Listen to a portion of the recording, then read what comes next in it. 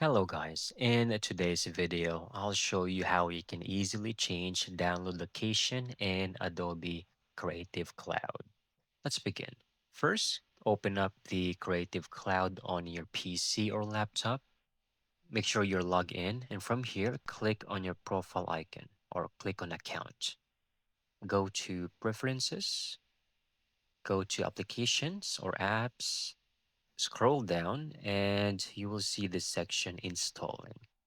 Install location, and then click on this icon, which is the pencil icon, so you can change location.